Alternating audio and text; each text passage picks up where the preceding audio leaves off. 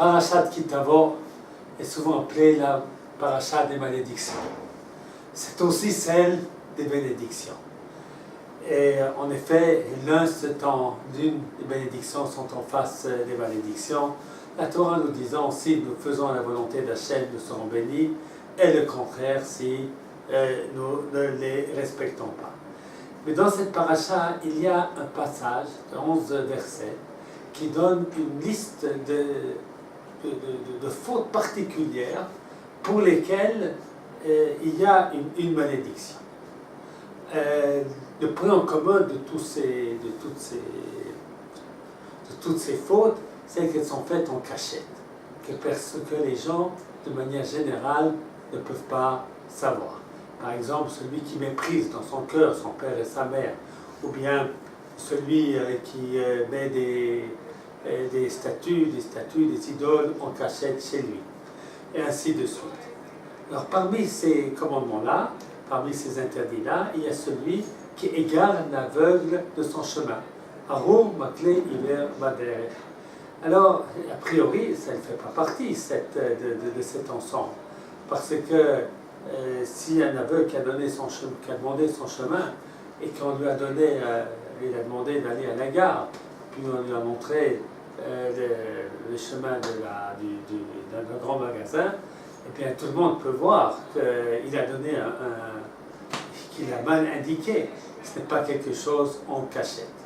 C'est ce qui a amené nos sages à élargir Arour, Makle, Iver, Badarech. Il ne s'agit pas seulement de l'aveugle, de celui qui ne voit pas parce que malheureusement il est atteint de cécité, mais c'est aussi de celui qui est atteint de cécité spirituelle, ou enfin quelqu'un qui a des choses dont il ne connaît pas. Parfois on va demander des conseils à quelqu'un, et bien celui qui donne le conseil, nous dit la Torah, il doit donner le conseil dans l'intérêt de celui qui demande le conseil et pas dans l'intérêt de celui qui donne. Alors, lorsqu'on est dans le commerce, cette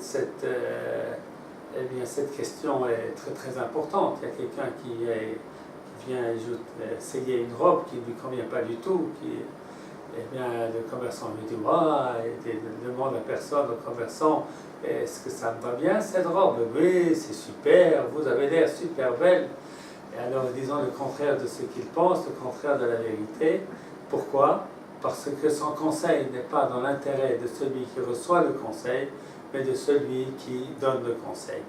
Alors, et ça, c'est quelque chose que personne ne peut savoir, parce que les conseils, on peut toujours dire on s'est trompé, on a pensé que c'était dans son intérêt, etc.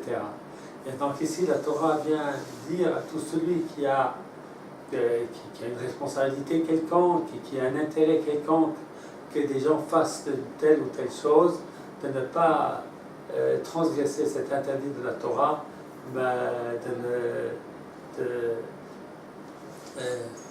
d'égarer l'aveugle de son chemin, c'est-à-dire de donner un conseil qui n'est pas dans l'intérêt de celui qui le demande. Alors, Shabbat Shalom à tous nos auditeurs.